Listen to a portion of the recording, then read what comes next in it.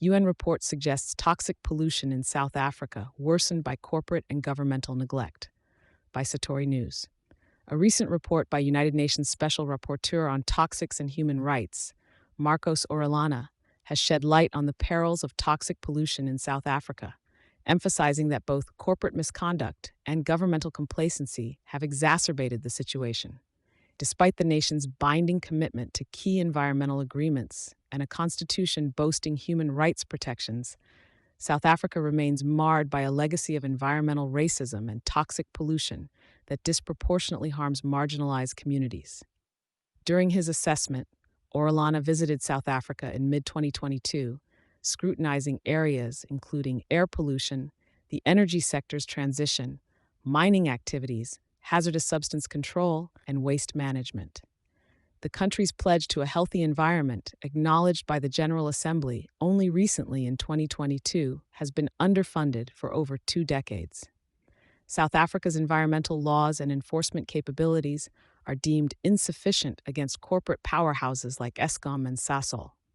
These entities have continually received extensions and relaxations from strict emission standards under the pretense of economic progression and employment opportunities, exacerbating air pollution issues which severely impact public health and, by extension, the economy. The control of water contamination and the maintenance of wastewater infrastructure present yet another grim reality, where ineffective oversight and inadequate investment result in a dire state of critical infrastructure. South Africa's regulatory web, divided among different departments, hampers efficient enforcement.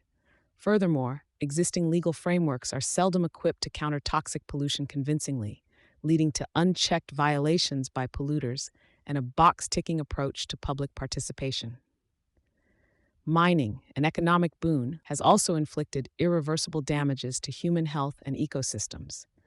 Those dwelling in informal settlements bear the brunt of this affliction without adequate warnings or protective measures against radioactive and toxic waste. Even following regulations, the nation struggles with the remnants of previously utilized hazardous materials, such as mercury in small-scale mining and asbestos. Orellana notes commendable regulatory strides post his visit and ongoing efforts towards a just energy transition and a circular economy.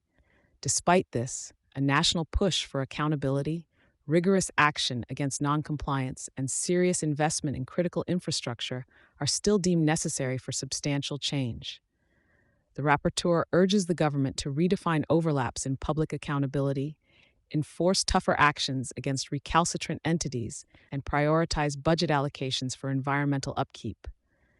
He emphasizes the importance of implementing effective epidemiological studies, improving detection technologies, securing remedies and compensation for victims, and investing in workforce re-education aligned with environmentally friendly industries. Orellana's suggestions extend to stringent measures against corporate leniencies in emission standards, aligning air quality guidelines with WHO's benchmarks, and upgrading monitoring facilities. He advocates for protective buffers around mining operations, fortified water sources, and stringent financial requisites for mining remediation. The recommendations also entail decisive pesticide management, banning harmful imports, monitoring aerial spraying, and training for agricultural workers.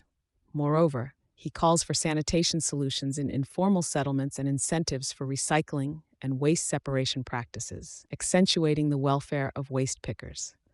Collectively, the report underscores the necessity for South Africa to rectify environmental negligence and adopt comprehensive policies that will ensure the protection of human rights and a sustainable future. Thank you for choosing Satori News.